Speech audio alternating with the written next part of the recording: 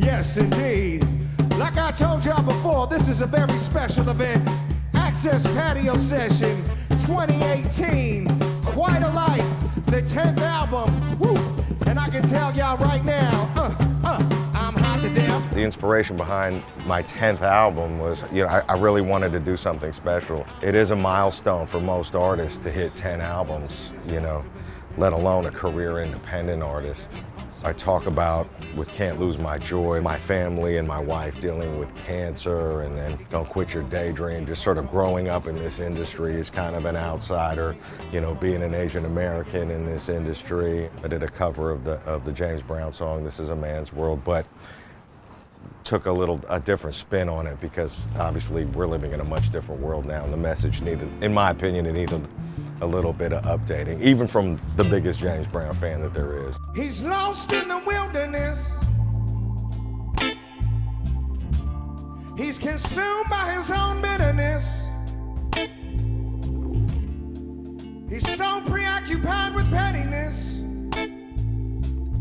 When we first started, no label would sign us. It was either make my own records independently or just be waiting around forever. I wasn't gonna do that.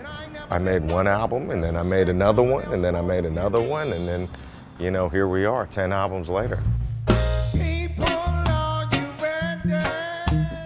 A lot of times as independent artists, maybe we just don't have all the resources that major label artists may have. I think that's probably one of the most challenging things that I've dealt with over my career, is being up against other artists that have a ton of marketing behind them. When I first started, we were handing people out 12-inch vinyl singles as promos. These days, the internet has really leveled the playing field in a lot of ways. Not completely, but it certainly helped.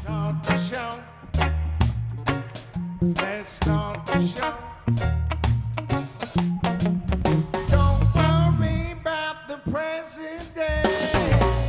When I was a kid, I think, some of my favorites were like Cool G Rap and Eric B. and Rakim and Public Enemy.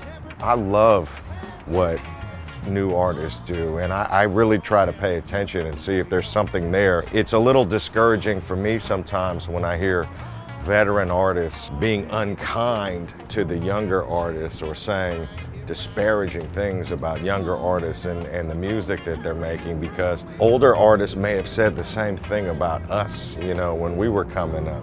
Music and art, it's always going to change. It's always in this constant state of mutation. Adopt those things that work for you and your chemistry. Of course, I draw inspiration from other artists, but for the most part, I have to do what works for me. I just listen to my inner voice. If I go to try to sound like that person, who's gonna be me then? I always seem to have something new to say, and opportunities seem to keep presenting themselves to me, and I'm very fortunate in that way. Ice cream.